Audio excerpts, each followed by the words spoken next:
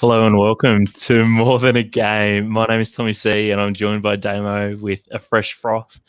Damo, how are you, mate? What are you consuming tonight? I'm consuming a Hawker's Beneath the Trees We Gather Yuzu and Plum Sour. Fucking There you hell. go. for the listeners and viewers at home, it's an interesting setup. Needs a longer product name, I reckon. Yeah. Mate, look, before we get into moment of the week and own goal, what did you have for dinner tonight? What did I have for dinner tonight? I had a pork with a bit of crackling, a couple of roast veggies, just treating myself on a Sunday evening. Ooh, at home alone. Dad dinner. Yeah, family out of town, just a dinner for one. Very good. All right, mate. Look, plenty for us to talk about today. Obviously, we had Melbourne Derby yesterday. Plenty to talk about there. We've got Manchester Derby tonight. Plenty to talk about there, and plenty of football in between. So, mate, let's crack on, shall we? And tell us what your moment of the week was. Look, my moment of the week came from Spain this week. I'm off to La Liga, and it was an apparent conversation that happened between Ivan Rakitic and Leo Messi on the field during the week. And Rakitic apparently said to Messi, "You have scored all those goals, but I have a trophy you'll never have. You'll never win the Europa League." So that's my moment of the week, is Rakitic just doing a one-up on Messi with the Europa League trophy. I thought it was going to be like, "Oh, you'll never get a third-place World Cup medal." He probably will get third place because he won't win one. Yeah. Good point. Nice, mate. I liked it. All right. I got a couple. In fact, I've got three, and I feel like I'm only going to mention two. All right. The first one is go to the Bundesliga, and some of you might have seen this on the socials with Paulo Otavio. Absolutely scything down a Hoffenheim player in like the last minute. Just absolute shithousery and like two-legged tackle. Just it was the real like scissor action, wasn't it? From behind.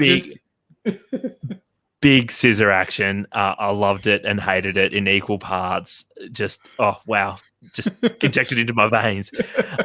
The second one, though, which might trigger our friend Johnny a little bit, who's from Glasgow, is about Rangers. They can actually secure the title today. They won yesterday in the Scottish Premier League, but Celtic play today. And if Celtic, I think, drop points or I think they have to lose. And Rangers can take out the title for the first time in 10 years. So that would be massive, I guess, for Scottish football, which probably has. On top of that, did you see the video footage of Steven Gerrard's car rolling up to Ibrox last night? No? There's a video of him driving into Ibrox and all the fans just lining the roads and flares, smoke bombs, the works going off, and police trying to get these people out of the way. Gerrard, he turned up about 2.5 hours before kickoff to Ibrox, and there would have been thousands and thousands of fans, and they're all like bowing down to him, and there was a banner that had Gerrard the Messiah. It was pretty cool to see, even if you don't like Rangers. Yeah, mate. It was look.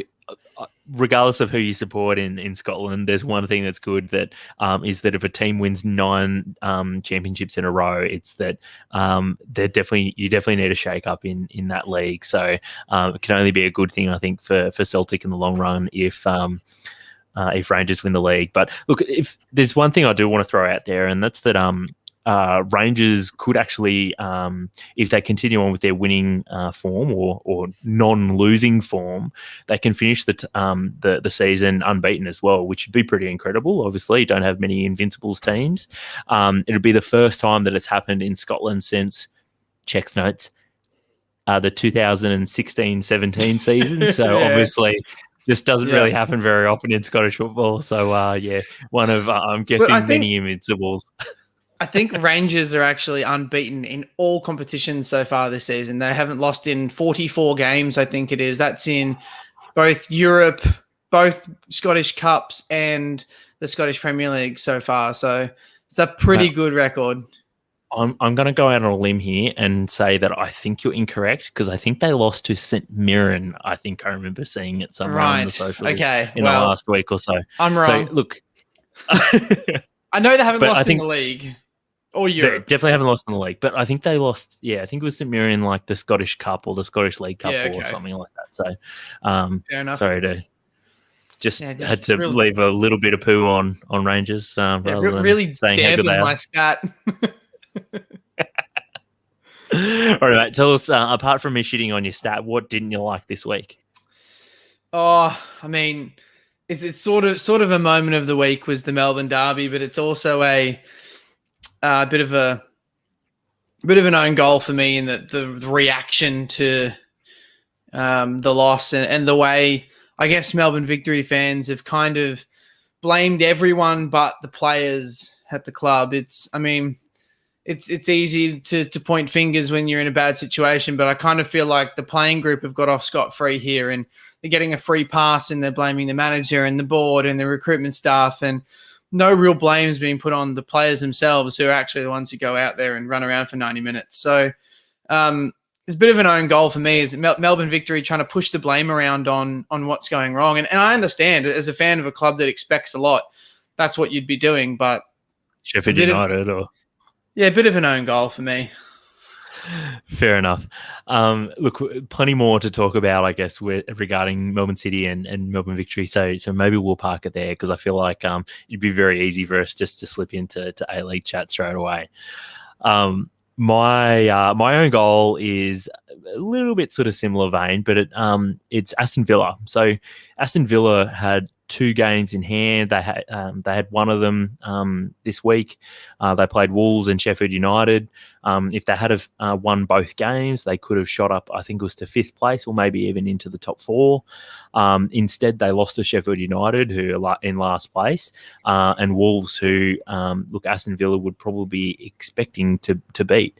Obviously, they were without Jack Grealish, but it pretty much those 2 results or 1 point out of a maximum of 6 means that Villa really are just going to be consigned to mid-table. I think now it was a really a missed opportunity, and I think in some ways it will probably go some ways to defining the rest of their season and where they end up. So I feel a little bit for Aston Villa, but obviously you got to win the games every week, and it's just the way things panned out this week. Alrighty, so look, let's get into the A-League though. Plenty to talk about, and look, it does feel as though there was one game that really overshadowed everything else from this weekend. Both, I guess, like you said, Damo, both the result and I guess some of the performances, but also some of the fallout from it too. And that's the Melbourne Derby. So City came into the first Melbourne Derby of the season as confident favourites, but I think even they would have been shocked at how things panned out on Saturday evening at Docklands. An early stumble as McLaren missed a penalty on 18 minutes wasn't enough to trouble City as they ran rampant, scoring 5 goals in the second half as Victory capitulated. Things can't get much worse for Victory as the win pushes City up to 4th after a bit of a slow start to the season. And Victory, as we already know, struggling in last place. But look, if you've already touched, I guess, a little bit on Victory and how the players seem to have sort of walked away from this scot-free to a large degree, is there any particular player that you feel like should have deserved more blame, for lack of a better term, from that result? Or I just think as a whole, I think they've been largely underwhelming all season. And, you know, the players that you would expect to be standing up, like Cruz, like Gested and Shotton and all these names they've brought in, they're surrounded by largely youth team players and younger guys. But then you got people like Broxham, who's been at the club for, 14 years, 15 years. He's OG Victory, yeah. Yeah, and it seems week in, week out that the players that should be getting the job done for Victory are kind of just falling away and like they don't really care and they're just going through the motions. And, you know, whether they need a shake up with a new manager, sometimes that happens. You know, some people think that a new manager shake up is a myth. It doesn't really do anything. I don't. No one knows what's going on in Victory, but I think the players have to take a lot of that on their shoulders and a lot of more responsibility than they have, and really turn things around for themselves. I don't know, mate. Like, I think for once, I'm going to go out on a limb and pretty strongly disagree with you because I actually think that, yeah, to some degree, yeah, it's the players' fault, but I just don't think this is a very good squad. And I don't think that's necessarily the players' faults that they're. But no one should be getting beaten 6-0. No, it doesn't matter how bad your squad is. An A-League team wouldn't beat an NPL side 6-0. Okay. But I think you if there's one thing you did sort of nail on the head before, and it's that like the imports aren't very good. Like Ryan Shotton, I think there was a reason why he didn't play as a centre back in the Premier League because he's just not a very good centre back. He might be tall, but that doesn't necessarily make him automatically a good centre back. And so I think he played as like a right back for Stoke in like the Championship and the Premier League. So I think that's not without reason. Also, Justet as well. I think he's a big man, but he's nowhere near as mobile as Toivonen was. And so, like, you've obviously got to make sure that he's got like the right players around him. And Robbie Cruz, who's like a million years old and already is not very like he's not quite the player that he was, even just in mobility stakes and pace stakes, is what he was a couple of years ago. So you're not quite getting the same as what you were out of. Or what you thought you were maybe getting out of those players. And like, I don't think it's not really Robbie Cruz's fault that he's not 25 anymore. Like I think the coaching staff and the recruitment staff, I think they knew what they were getting. So I don't know, man. I mean, but on the other hand, City were brilliant. And to take nothing away from their performance, they played some brilliant football at times, and particularly I think it was about the first half an hour of that second half, they just looked untouchable. Naboot was on fire, who was playing Griffiths anchoring the midfield, who he's grown into the squad. He didn't start at the start of the year, and now he's arguably one of the first names on the team sheet for City. Well, yeah, and I guess if there was one big loss for City last year, it was Josh Brillante, who I thought was their best player last season, definitely one of their most consistent, and he played in a bunch of different roles as well. And so for them to lose him, he went to, was it Xanthi or Xanthi in Greece, following Tony Popovic. But then they basically didn't replace him because they already had Potato Rostin Griffiths in the squad, and for him to step up like he has, and he's shown great leadership and been a really great defensive asset to that team and that midfield. I think, yeah, mate, I totally agree, and I think you make a really strong point there, a really valuable point, which is that City's performance, I don't think I think that's been really undersold about the quality of that performance. Yep. Like, yeah, Victory was shit and have been shit all year, but that doesn't necessarily mean that every team is going to score 5 or 6 past them. So, that's right. And I remember you and I were talking sort of during the match, and after McLaren missed that penalty, I think you said, "Oh, this has got all the makings of like a 1-0 smash and grab to the victory, doesn't it?" And I actually agreed with you. I thought, "Oh, geez," because I remember they had a whole bunch of chances in that first half. City was so wasteful in that first 20, 30 minutes. And they look like all of the Melbourne derbies, they always have like this really high intensity. And sometimes I think that does City, like that undermines City, and sometimes they don't settle into the matches very well. And sometimes, if you don't score early and you miss a bunch of chances, you get into your own head. And I sort of wondered, is this going to be one of those derbies where City just never quite get into it? But if one thing, I guess they really did run away with it though, and I guess they took a deserved lead into halftime. But yeah, for them to score another 5 goals in the second half, and I think at least 2 of them came from substitutes as well. They absolutely blew away Victory. And one of the fellas I was watching the game with, he described it. He said it was like watching men versus boys, or like watching first versus reserves. And I feel like the last one, first versus reserves, that was that cut. I felt that because I thought at the time. Like that's how the game felt. Like it didn't really feel like 2 A-League teams. Like it felt like maybe not even an NPL team. And Jamie McLaren, who we all gassed up at the start of the season as being the golden boot, who started slow and all these questions. And we talked about it on the pod. Is he still going to be the golden boot? Is he still there? And I think it was you and I, Tommie, who probably, not even 4 or 5 weeks ago, we're literally talking about this exact topic. And we both said, look, the chances are there. As long as Jamie McLaren keeps getting chances, they'll start going in the back of the net. And I'm pretty sure since we had that conversation, he's scored 8 goals in 6 games. So he's definitely started scoring those chances, and he's capitalizing on his XG. Let's say that. Mate, does that make him top of the goal scoring or the Golden Boot race for the A-League? I think he is level on top now with Kuol and Derbyshire. Mate, I guess that's one thing I guess we wouldn't have really expected at the beginning of the season was Kuol to be up there, but I think there wouldn't have been many players that wouldn't have thought McLaren to be thereabouts. So yeah, scary to see, scary to think about how McLaren could run away with things now that he's found his shooting boots. Yeah, and it seems like City have found their rhythm as well. Well, sometimes it can be. I do wonder if you've got to take this result with a little bit of a grain of salt, because I mean, City do have the ability to just everything clicks and everything turns out fantastically, but they're just as likely to fall flat next week, right? Like, and I guess this could be a turning point for their form for the remainder of the season, or it could see City sort of falling back into some bad habits from maybe seasons past where they're unable to consistently put, I guess, a whole bunch of good performances together. So it's going to be really interesting to see how City go next weekend, I guess, on the back of this performance too.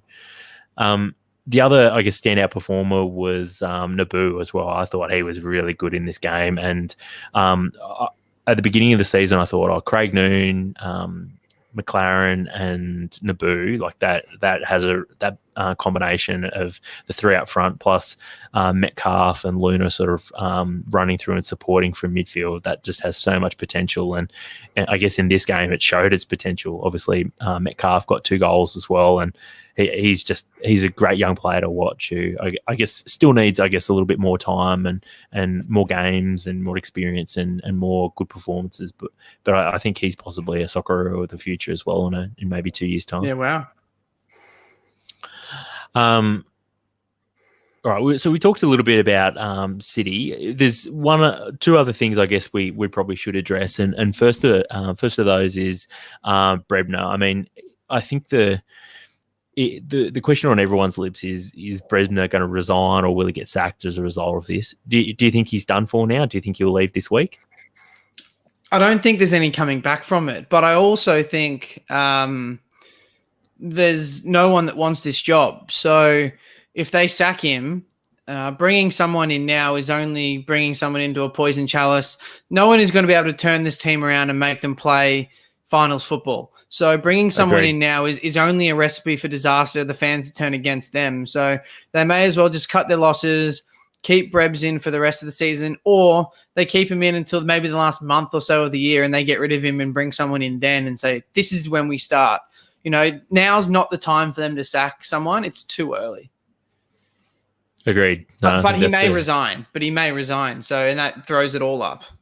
Yeah, and that's probably the worst case scenario for Victory. And I guess it's not uncommon for sort of a caretaker coach, which is pretty much what he is. Yeah. For a caretaker coach to then step back into, I guess, the coaching, like into the coaching ranks at the club. But I can't really see Brebner, if he resigns or if they bring in a coach with, say, a month to go, him going back into the club. Like, I think he just brings too much baggage with him. But it's going to be interesting to see how it plays out, I guess, either this week or in about 2 months' time. Now, the other question I had though was about Elvis Kamsoba. Now, there was some footage of allegedly Elvis Kamsoba in a club on Saturday night in Melbourne. Look, it could have been Elvis Kamsoba. It may not be. I honestly can't tell from the video footage, but there's enough people that believe it, which kind of almost makes it true. So, mate, this is something that comes up every so often when like a partying player is seen sort of out on the town after a big result, and a big negative result. What do you think of that? Should players not be able to go out? Should players be able to just basically live their lives? Like, I mean, if you have a shit day at work, what you want to do is go to the pub. And if you're, how old's Elvis Kamsover? He'd be in his mid-20s. Yeah. Probably no kids. 20s. Yeah. Yeah, like if you're in your mid to late 20s and you've had a shit day at work, you probably want to go out for some froths, right? Like, Can you blame it? Yeah, look, I think I'm kind of like you. I'm sort of on the fence here. You know, as a professional athlete, you have some sort of higher regard to hold in terms of you represent a club, you're the face of a brand, you know, all this kind of stuff. But I mean, at the end of the day, you're just a young man who wants to go out and have a release from a shit day at work. And you know, maybe going to a nightclub isn't the right look out in public. Maybe it should be, you know, at a friend's place and have some beers or something like that when you're an athlete. And I know professional athletes do that a lot. They do that behind closed doors. But, you know, I'm not fussed about it. Elvis Kamsover can go out and he can have as many drinks as he wants and stay out late the night of a game. I don't care. It's nothing to do with me. He can go and live his life. But if he's playing poor football as a result of that, then I'm sure something will come of it. Well, and I guess that's the other point is that I don't think you can really blame Elvis Kamsover for that performance, given that he was only on for about 15 minutes. So I mean, I think he's averaging like 5 minutes a game at this stage. So going and getting on the beers is all part of his job, probably.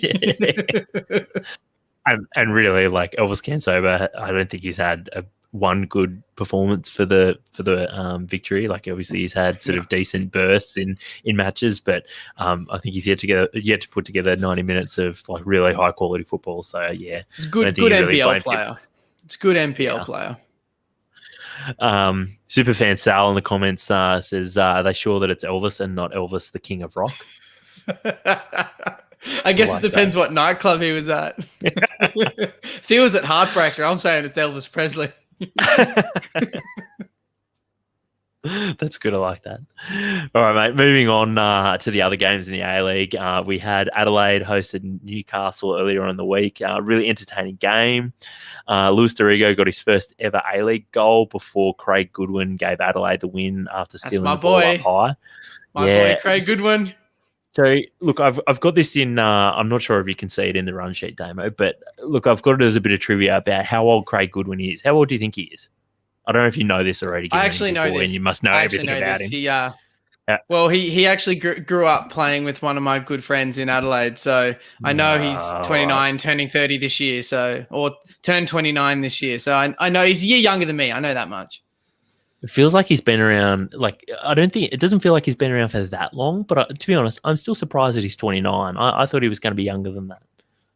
Yeah. I feel like he didn't actually play his first A-League game until he was, like, he didn't break in as a teenager. He didn't play his first A-League game until he was about 21 or maybe even 22, maybe even older. And then he went overseas. So it feels like he hasn't played more than one full season in the A-League, but he's nearly 30 years old. It's just bizarre, right? And I guess he's one of a few A-League players that really wanted to make a cut of it overseas, and it just hasn't quite worked out for him. He's an above-average A-League player, but just he hasn't had a move that's really worked out for him, and hasn't been able to establish himself somewhere. There's this certain band of Aussie players that we've got that they're too good for the A-League, but they don't really cut it overseas. But they kind of want to go overseas to make the Socceroos. But when they go overseas, they don't play and they drop out of the Socceroos. And there's this current band of players. And there's probably half a dozen or more that sit in that group. And they just really struggle to get any sort of meaningful seasons under their belt because of that. Speaking of players sort of that fall into that category, specifically from Adelaide, I did hear coincidentally today that Rylan McCree, I think he's played like 90 minutes once for Birmingham since he's gone over there. And obviously it's a bit nervous, I guess, for everyone, considering I think we all had sort of high hopes for him that he was going to do well. But obviously maybe he's got another 6 months before he goes to the MLS. So when does the MLS start? Yeah. Maybe we'll get Top Fan Sal to let us know when the MLS starts. Yeah. So, alrighty. Anything else from this game, mate? Oh, yes. There was one other thing that we needed to talk about from this game, which was Stefan Mork and his recent turn. like his wrestling turn towards being a heel? What does it go with this? Like when did Stephen Mork just absolutely turn into like an absolute fuckwit? Like I don't know. He became the captain of Adelaide, and he got a big head, and now it's like when Vince McMahon backed The Rock in, and he just completely changed. It's like Adelaide have backed Stephen Mork in, and now he's like the people's champion. The people's dickhead. Oh man, it's nice wrestling content right there. I forgot about that. How The Rock had like a heel period. Oh man, blast from like 1998.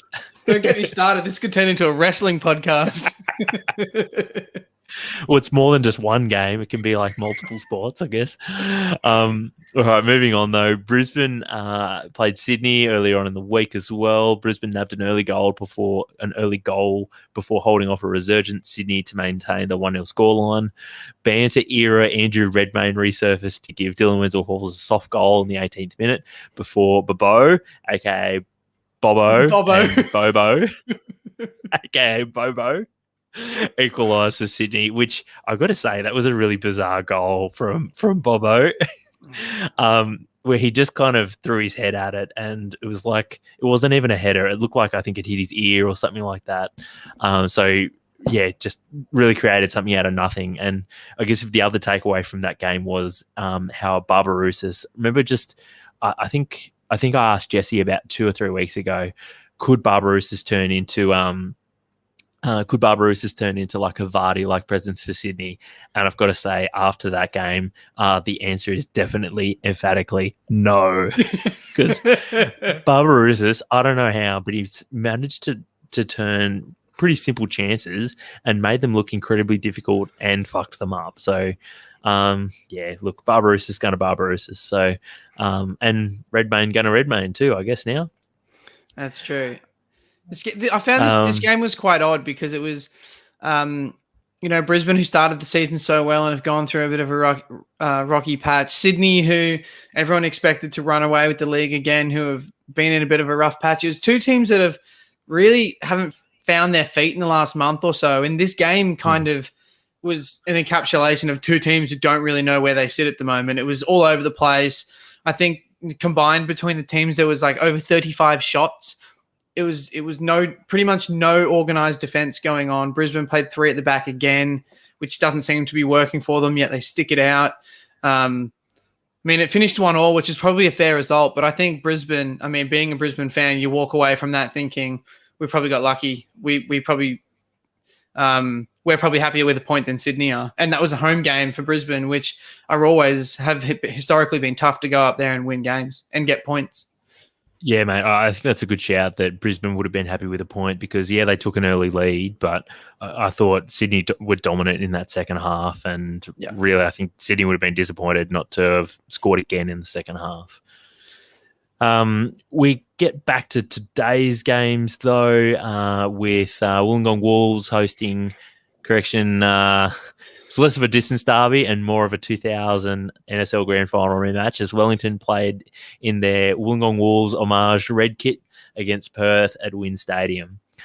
2 chances in the first half for Wollongong and 2 goals, 1 for Piscopo and 1 for David Ball, before Ben Waine popped up in the second half to score the 3rd for Wollongong. Damo, do you like the idea of Wellington wearing that red kit?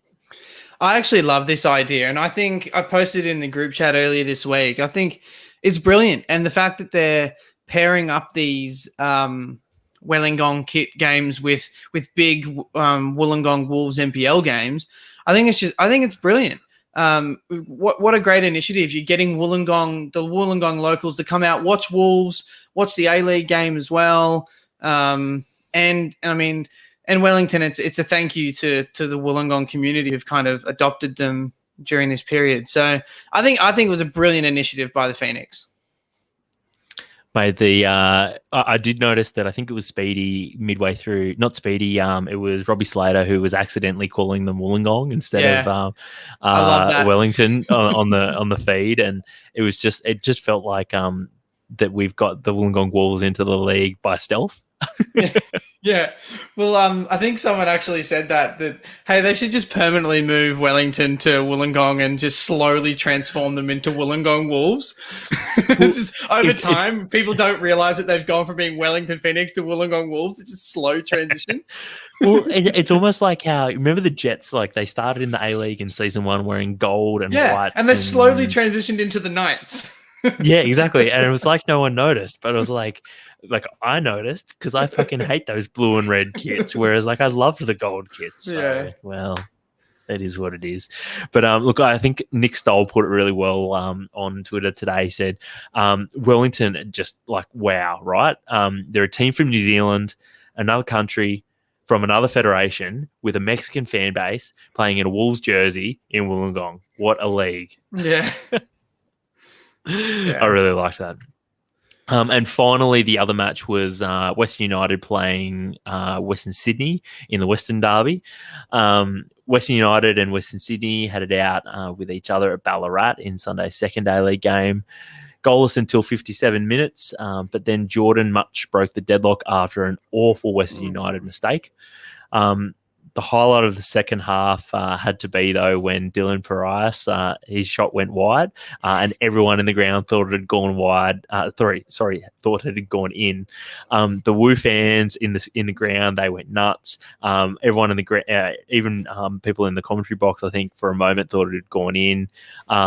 They played it up on the big screen in the stadium that it was a goal. The stadium music started playing, and it felt like the ultimate like Football Manager stock commentary where they say it's hit the side netting, but half of the ground thought it had gone in.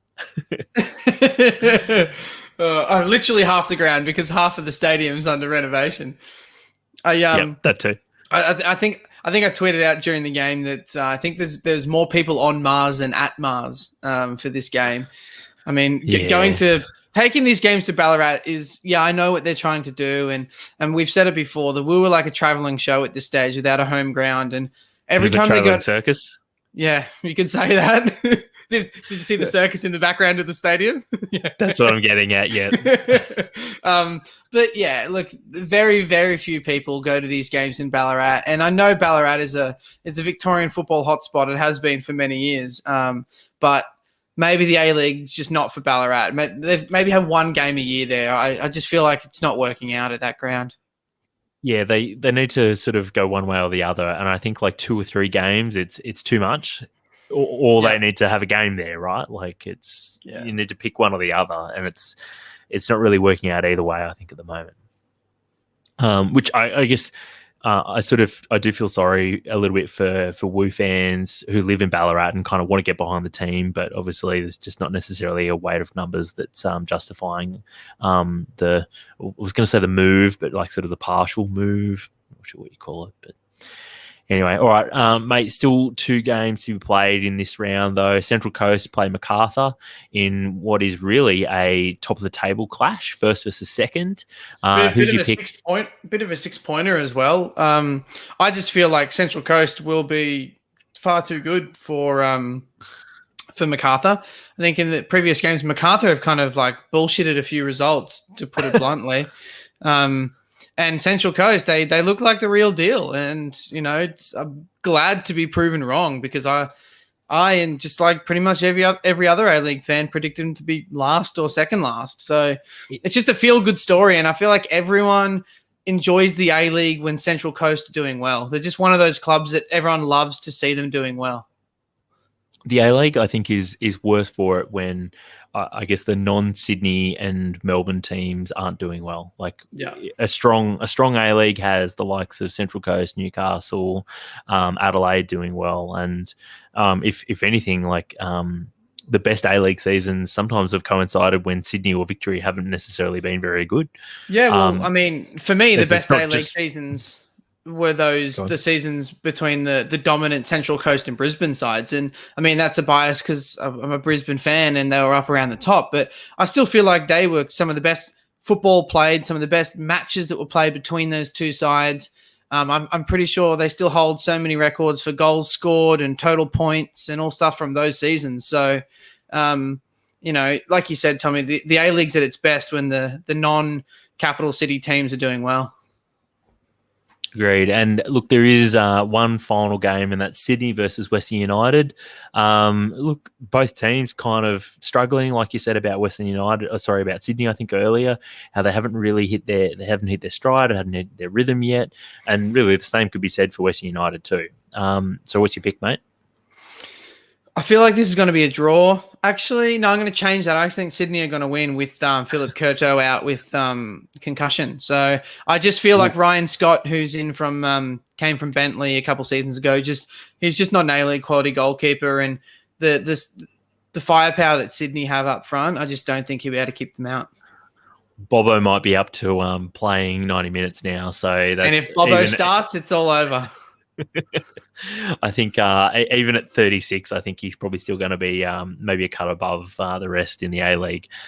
Yeah, well, he'll be getting marked by the 38-year-old Andy Durante, so fair's game. Oh, you love to see it, don't you? Before we move on to the Premier League, though, just one final thing, and that's a shout out to our Survivor tipping players. At the beginning of round 3, we had 4 players left.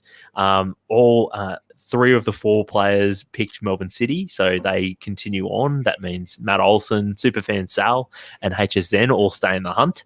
While it does mean at Kazonis, he goes out after picking Perth, which he did say to me on Twitter this afternoon. He said, look, I should get a free pass because, I mean, Perth playing Wollongong, like in that red kit, like how was he meant to know? Like, so, all right. Good. But I'm afraid, no, Kazonis, he's going to drop out. So better luck next time. Now on to some Premier League, though. So look, it's a little bit of a strange week in that there wasn't obviously there was the Black Country Derby last night with Villa playing Wolves, but didn't necessarily turn out to be one to remember, though, with that finishing 0-0. But look, probably the most noteworthy result, I think, of the last few days, including the midweek games, was Liverpool versus Chelsea. Another one of sort of overblown Big Six clashes that really, there's plenty riding on it. But really the most important thing is that they're two big, well-supported clubs that are playing each other. So naturally, there's big hype that goes along with it.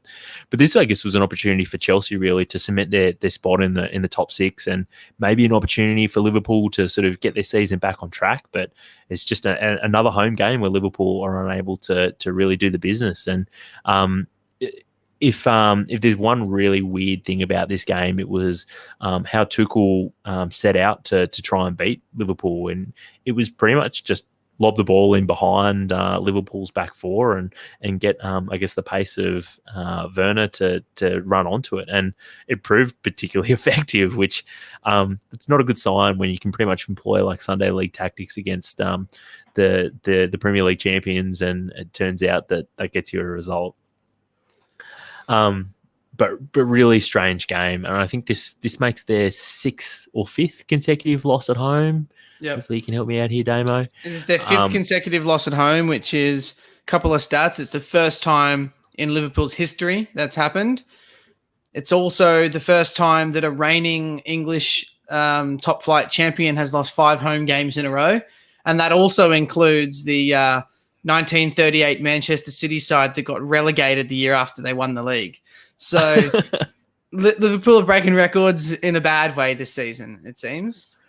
It's just such so bizarre, and I know that they've had injury problems, but look, I think I apologise, I guess, if maybe we've covered this on the pod before, but I mean, I think Klopp needs to now wear a fair bit of blame for, I guess, for some of like performances like this, because he really hasn't changed his approach at all. Like, yeah, he tried to bring in Kabak in, who's sort of younger, a little bit quicker, but I mean, it's still. It's affecting, I guess, the team as a whole. And I mean, Liverpool, they had 1 shot on target in this game, which it just shows that it's not just a defensive issue now. It's the whole team has kind of, their way of playing has broken down. And it's almost like it feels like a 3 or 4 year regression for Liverpool back to now, like quite simple tactics sort of are able to play through them and be very successful.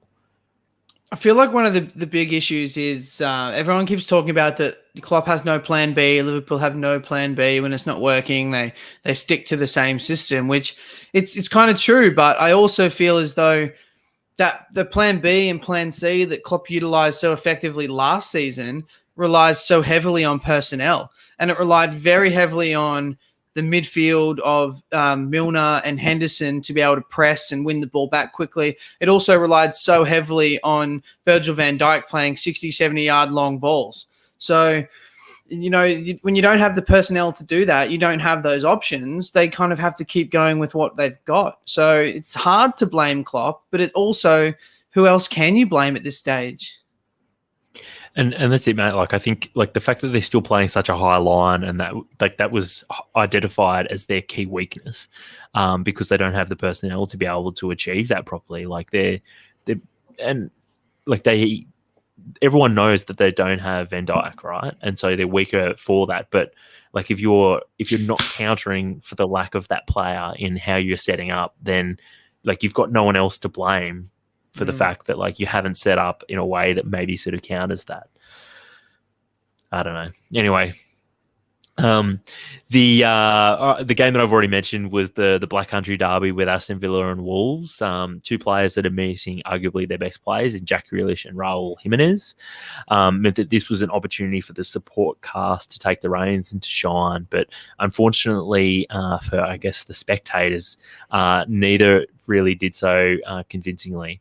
Although Ollie Watkins and Ezra Konsa did do their best by hitting the post, and Roman Saiz, he did somehow manage to miss from, I think, 30 centimetres out. He managed to put it over the bar, which is probably one of the most bizarre things I've seen since Barbarouses was one-on-one 3 days ago. So, yeah. This was, I guess, the part A of my own goal this week, where, I mean, Wolves are there for the taking, really, I thought. And if a team is hoping to push for European football, they're a team that you need to beat, right? And they just couldn't do the business. Obviously, like I said, they hit the post a couple of times, but I think I would be really, really disappointed and be hurting that they didn't manage to get 3 points out of this game. Yeah, it was a bit of a nothing game in the end, wasn't it? It was kind of very lackluster. And I guess this is one of the big problems that the Premier League has got at the moment, is that the Black Country Derby, that's a game with lots of feeling, plenty of local pride, and with so many foreign players in both teams, and no crowd, it really means that this isn't a derby anymore. It's just another game, which I think the Premier League is really struggling with that, and I think we even saw that in Liverpool's lack of a response in the most recent Merseyside derby after Everton went up so early. They just didn't have something else extra to call upon. So I think it's probably one reason why I've actually found the Premier League less enjoyable this season, is that there's so much less feeling in a lot of these games. Yep. Next up, we get on to Damo's team, Sheffield United, in the part B, I guess, of my own goal. The second one was against, like I said, Sheffield United, and they would have expected to take 6 points from these two matches. Sheffield United obviously bottom, but yeah, no Jack Grealish and no party for Villa, and they shot another blank here. At least they kept I was going to say they kept a clean sheet, but they didn't. They lost. So, mate, good result, I guess, for Sheffield United. But I guess at this part of the season, I think Chris Wilder has acknowledged that they've pretty much accepted that they're going down. It would take a minor miracle now. So now it's a bit of a case of, okay, can we maybe position ourselves and position the squad for next season in the Championship? So it's probably maybe a good time maybe to ask you, Damo, which players do you really want to see the club hold on to for next season so that you can have a really good hit out of the Championship?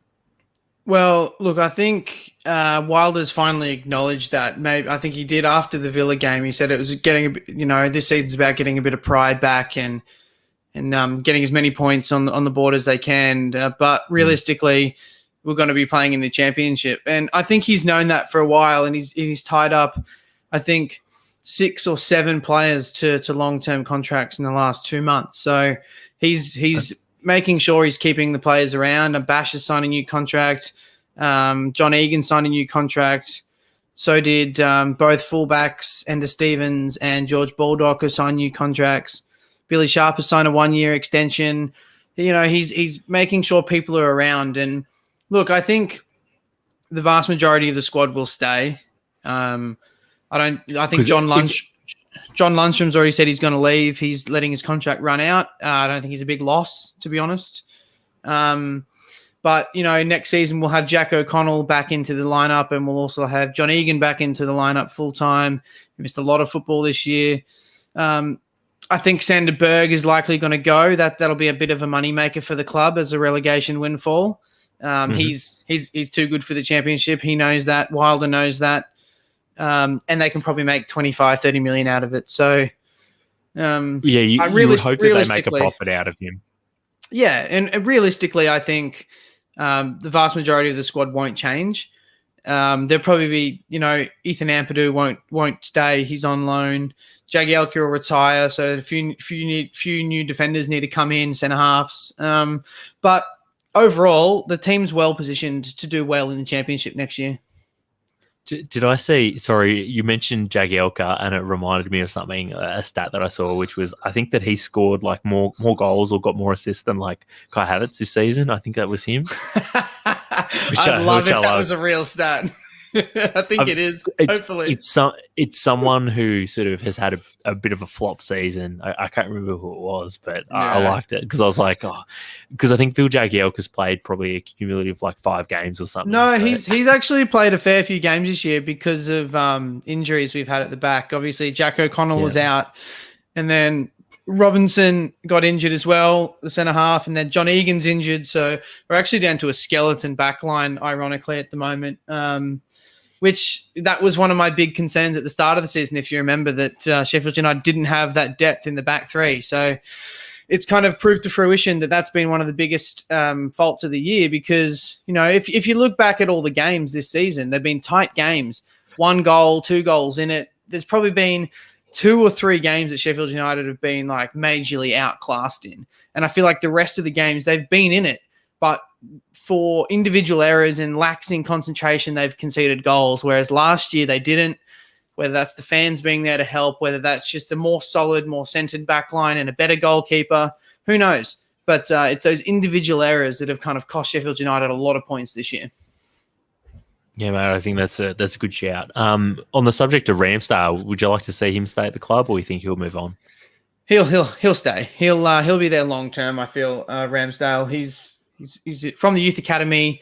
They spent a lot of money to bring him back. He signed a 4-year contract when he came back. He's a good championship goalkeeper. I don't feel like he'll have any want to go to a Premier League club because I don't think he thinks he can start at another Premier League club. Yeah, man. And like with Fabianski's recent injury, I did hear Ramsdale linked with West Ham, and to be perfectly honest, I was like, no, like I don't rate Ramsdale. I think like he's okay. But I guess there's plenty of better goalkeepers around, even English goalkeepers around. That I wouldn't be surprised if Dean Henderson does end up at another Premier League club next season. I mean, that's a big shout for West Ham, especially if West Ham are in Europe. But the thing is, he's got a price tag on him. Maybe a year on the bench will come with less of a price tag. But I mean, it was only just over 12 months ago that Man United were asking for 30 million from Sheffield from Sheffield United for Dean Henderson permanently. So who knows what he's worth now after that season he had with us last year. To be honest, 30 million for Henderson, like I actually don't think that's a bad deal, you know, like he's still a young goalkeeper. It'll be worth more than that now. That was before he played a full season in the Premier League. That was after 2 seasons in the Championship. Yeah. They said, all right, you can have him for 30 million. And Sheffield United said, we'll extend his loan for a year. Whoops. Yep. Fair enough. All right. The other game that Sheffield United played was against Southampton. Sheffield United couldn't get the win here, with Southampton returning to the winner's circle with goals from Shea Adams, an absolute thunderbolt. Really liked that one. Well done, Shea Adams. And also a James Ward-Prowse penalty. Hurt said he also played for Sheffield United. Yeah, they said, I heard that in the highlights, and I went, did he? Because he came from, was it Birmingham? Yeah. Where did he come from? Yeah, right. All right. Long time ago, he played for Sheffield United, a few games. Yeah. Is this like Harry Maguire and Kyle Walker, how they played for Sheffield United like 30 years ago, and Sheffield United are claiming them. Mate, Kyle Walker and Harry Maguire are Sheffield United Academy products. Oh, like they were the club from when they were kids. Shea Adams played half a dozen games there on a loan season or something. He can fuck off. He doesn't care. But Harry Maguire and Kyle Walker, they can come home to Sheffield United for all I care. Oh, got him. All right. The other thing I want to talk about, or two more things I want to talk about here with Southampton. Hasenhüttl, I've got to say, he has sort of these runs with Southampton. It's the same thing as exactly the same thing as what happened last year, where they have a cracking beginning of the season. You remember they were top of the league. I think it was after 3 or 4 games, and then they have this horrible period in the middle of the season where they can't buy a win. They get tonked by Man United or by Leicester, and then they have a pretty decent sort of finish to the season, and then everyone goes, "Oh, he hasn't Hasenhüttl good?" And I mean, I know I've talked about him as being a great manager on the pod before, but I guess there's still something about that trajectory that's repeated itself again this season, which just bothers me, and I can't shake it. Do you think it's like a bit of a squad depth issue that with Southampton, that they don't quite have, I guess, the squad to be able to put together a whole season and push, I guess, for some of those European places? I don't know if it's a squad depth, because I often see complete disparity in the way they play football. Like you're talking about, they go on these runs where 5 or 6 games they look unbeatable, and then they go on these runs 5 or 6 games they look like they're never going to score a goal. The quality of football they play has nothing to do with the personnel that are playing. It's the way they're setting up, and the way they're trying to do things should be the same despite who's playing. But for some reason, like you said, Tommy, some games it doesn't stick, and it's like Hasenhüttl's tried to change something slightly and it hasn't worked. He's tried to play 2 anchors in midfield rather than 1, or he tries to play 3 at the back and it doesn't work, but he sticks with it. I don't know what it is, but whatever it is, he needs to find a formula that works and stick to it, because I feel like he's a bit of a tinker man this year, especially. And I think the same thing even happened last year where he dropped his goalkeeper as well. And like McCarthy's been dropped in like the last 3 weeks too, which like that coincided both last year and this year with their return to form, which like, I don't understand. How can your number one goalkeeper sort of like, how can that be the turning point of your season? Because then he ended up going back to McCarthy, I think, at the end of last season, and then stuck with him again. So I feel like it doesn't make any sense. I feel like dropping a goalkeeper is less of a reflection on the goalkeeper's performance and more of like a mental like note to the rest of the team. Like, none of you are secure. Even the goalkeeper can get dropped. And it's kind of like sending a message to everyone like, you better work for your spot, because even the goalkeeper's getting dropped. Yeah, it's funny you mentioned that, because I mean, like Southampton, they do have like three or at least 2 good goalkeepers. They've got Fraser Foster, and also was it Alex McCarthy, but they've also got Angus Gunn as well, who like he's a gun. Sorry, I'm looking up now. He's so he's 25. I thought he was older than that. Oh yeah, there you go. Angus Gunn's on loan at Stoke, so they don't have Angus Gunn anymore. But good chat. But I guess got 2 good goalkeepers. Sorry, and look, you're right. Like both goalkeepers are probably good enough to be starting at a team like Southampton. So it's still a little bit strange that they've got 2 goalkeepers that are quite even like that. Yeah. All right. One final game. Oh, sorry. Two more games before we get into previews, though. Burnley played Arsenal yesterday. Just a quick note, Tommy. Oh, yeah. Sorry, mate. Yeah, about this game. This is one of my favorite games because it's the burn ass. I think the reverse fixture is better, which is a real Jesse special ass the burn. Ass burn. Yeah. Yeah, so Burnley hosted Arsenal in two teams that are looking over their shoulder at relegation. Arsenal struck first through Aubameyang, unsurprisingly cutting in from the left and beating Pope at the near post. However, a Xhaka disaster class followed. Mate, this was... we've got Sal in the comments, and I'm excited to see... to see Sal's thoughts on this. But look, before we get into Sal's thoughts, we'll give him a moment to compose himself. With the Xhaka incident, whose fault do you think it actually is? Because I did see a lot of shade being thrown at Leno and at Xhaka for this. Leno for the hospital pass of sorts, and Xhaka just for kind of fucking it up. Look, I think the blame lies equally in both. But I think Xhaka being captain of the club, he's come out publicly and he's taken a lot of the blame and taken a lot of heat upon himself and away from Leno, which as a senior player of the squad, as someone who's absorbed a lot of hate before from the fans, he's probably totally comfortable with that.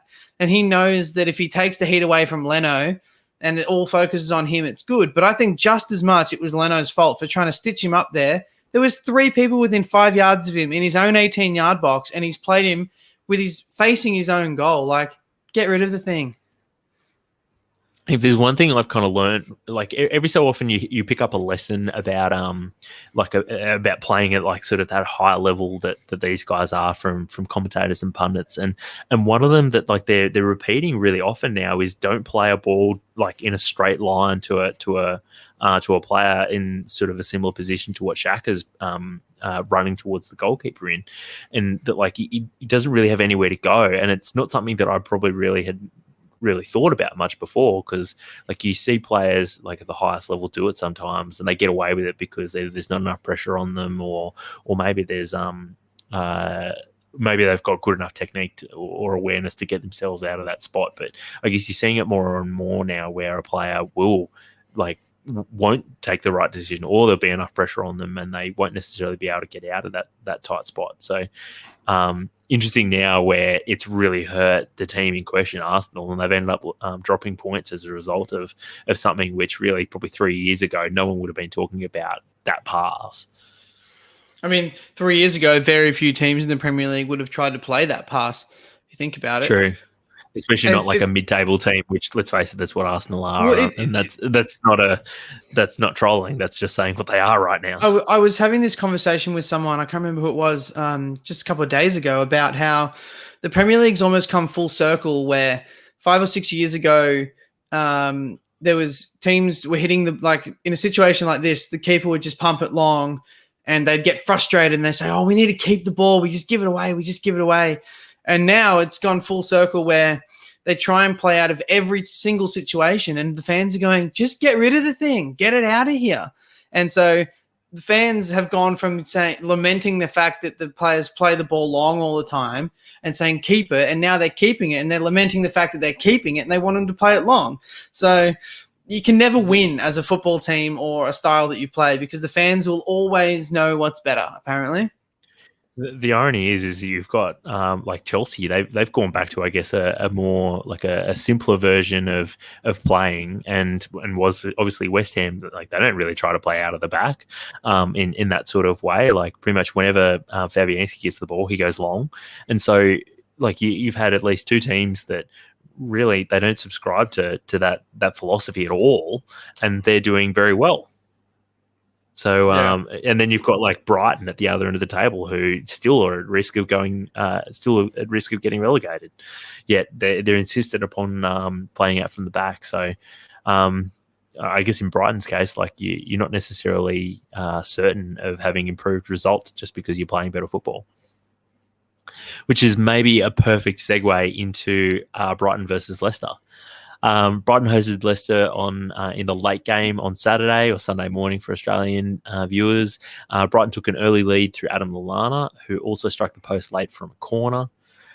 Second half, and the match belonged to Leicester, though, as Iheanacho dinked and Daniel Marty tapped in from close range. Marty's goal was particularly comical after Graham Potter Lovechild and the worst Premier League goalkeeper since his namesake at West Ham, Robert Sanchez, went walkabout, leaving Daniel Marty with the simplest of finishes. It could cost the struggling Seagulls as their form continues to suffer in the post-Matty Ryan era. Mate, any other takeaways from you in this one, Brighton versus Leicester? No.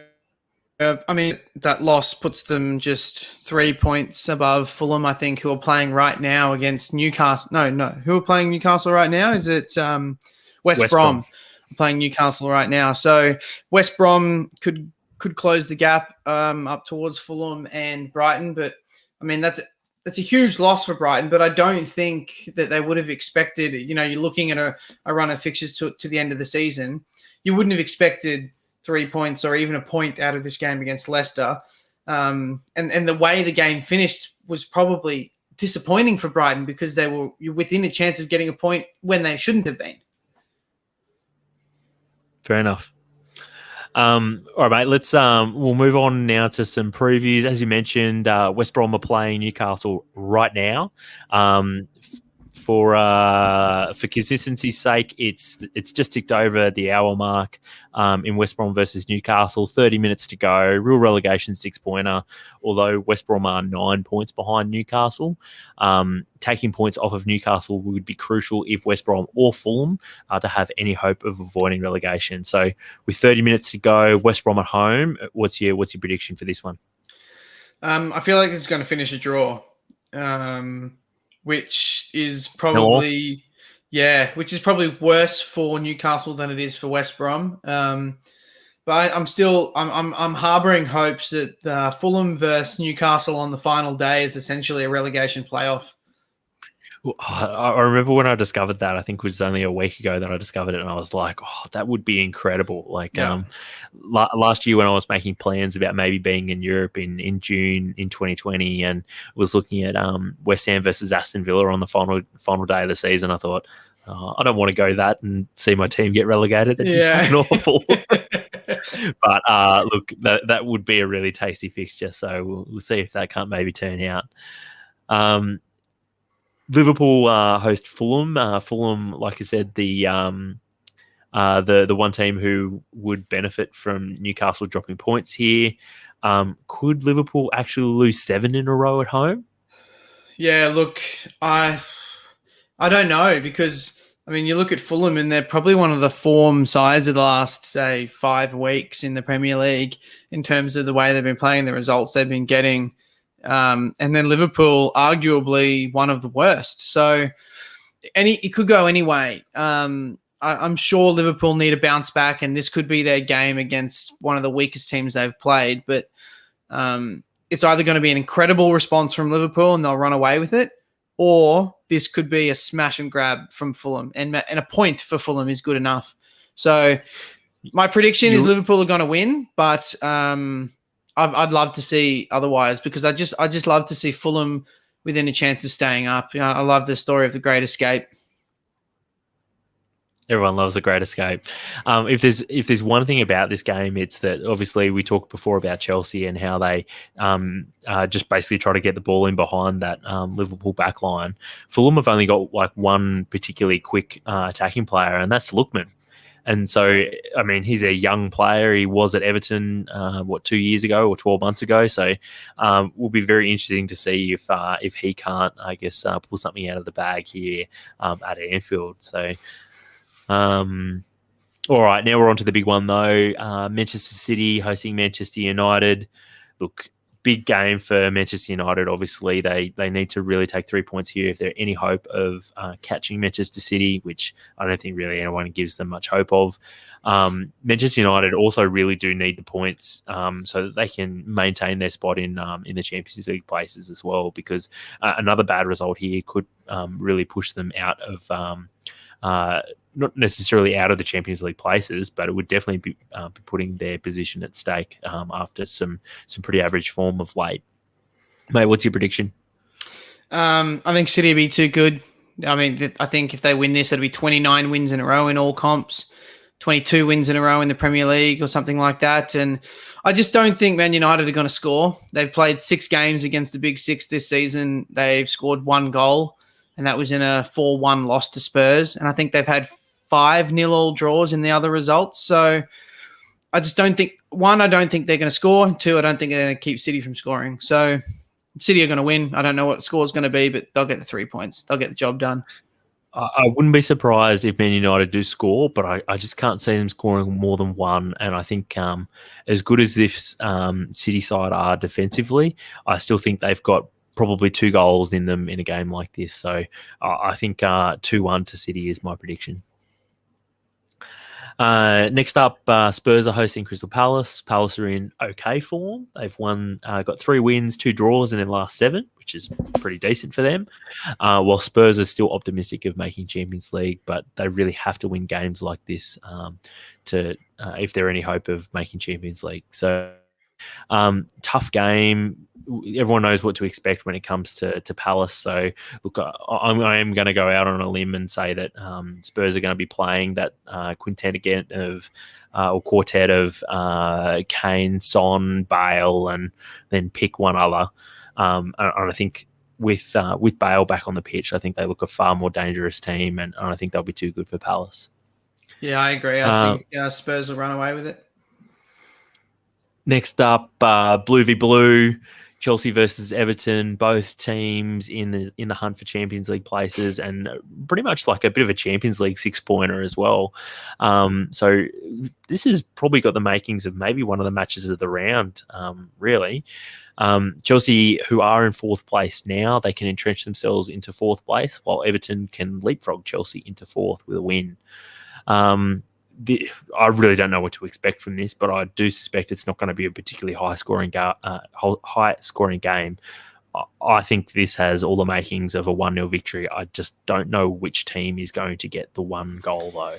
I mean, City are undefeated in their last 11 games. Chelsea are undefeated in the last 11 games. So I think if anyone's going to nab a 1-0 result, I think it's going to be Chelsea.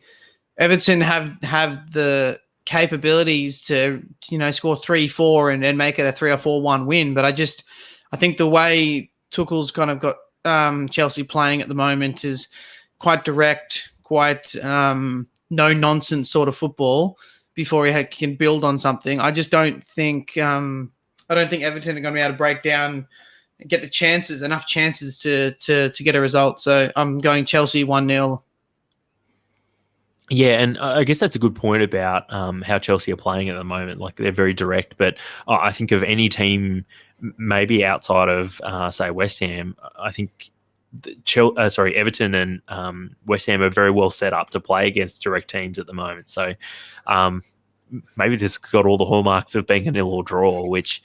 it could be a brilliant game. It could be a shocking game. It's like all the top big games this season. They've either been 0-0 or 3-2, 4-2.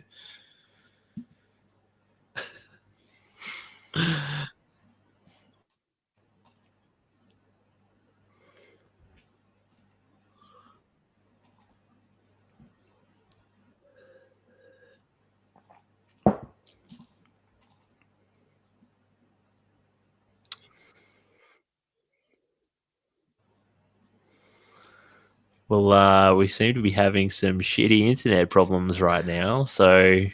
I can hear you. I can hear you now.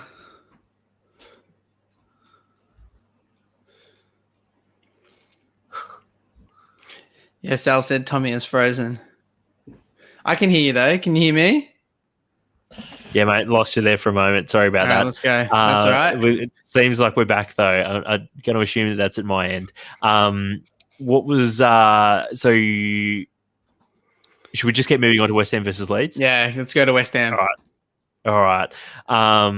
Mate, I think for the run sheet for this one, I put you down as being the man for this one. So what's your prediction? Yeah, everyone knows what they're going to expect, what they're going to get from Bielsa and Moyes in this game. Exactly. You kind of know what to expect from both teams. You know how both teams are going to go. This is going to be a very kind of basketball-esque game, end-to-end kind of football, I feel. At the end of the day, it's going to be whichever defense stands up. And I actually think West Ham have far better defense than Leeds. So I feel like West Ham are going to get the points here. I think maybe it'll be a 3-1 or a 3-2, but I feel there's going to be a lot of goals, a lot of action. But I think West Ham will be too good. I think it was in the last one of these games that the game ended up being decided by set pieces, and it's something that Leeds have been particularly poor at this season. So very poor. It could be that if I think Leeds are a better football side, but if you've got a glaring weakness like set pieces and a team which seemingly West Ham are actually good at set pieces somehow this season after being them pretty much since Dimitri Payet was at West Ham, it's that could be again be the deciding feature of this game. So you reckon 3-2 or 3-1 to West Ham? Yeah. Yep. All right. Final match is Manchester City hosting Southampton. Just bloody City at the moment. They're not particularly fun to watch. They just strangle the life out of games, and they're strangling the life out of the league as well. Can you see anything other than like a 3-0 win for City here? No, this is just going to be another win to extend City's winning streak, break some more records, and Pep is no longer a fat, bald fraud.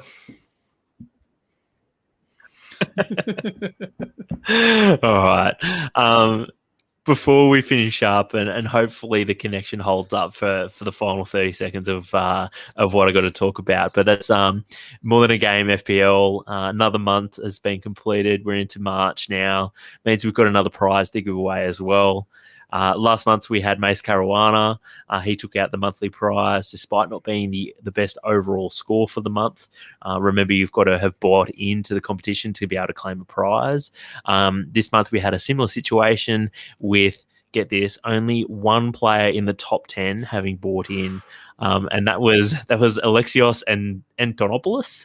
Apologies if I have absolutely butchered your name, but congratulations. Make sure you get in touch with us and we'll flick you your prize. Overall, though, More Than a Game host Jesse has been reeled in. He's no longer top. We've got Rahul Warriors X Greenwood has overtaken Jesse, but Jesse does remain in second place. So we'll see how that plays out with the rest of the season still to play. But look, that is the end of the pod. I'm not sure how this has turned out in the final 10 minutes, but it's been a wild ride. It's great to catch up with you again, Damo, and talk some football. It's great to catch up with the listeners.